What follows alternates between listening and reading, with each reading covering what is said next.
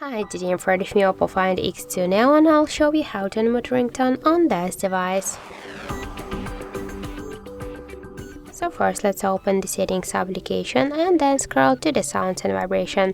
Here we'll see ringtone volume panel. Just to unmute ringtone we should hold and slide to the right side this dot.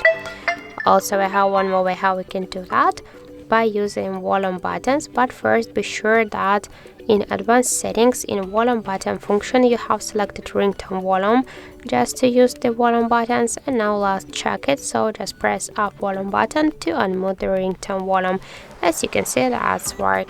Also we can make it by the search by just hold and slide to the up side this volume panel. So that's it. Thank you for watching, and if you find this video helpful, don't forget to leave a like, comment and to subscribe our channel.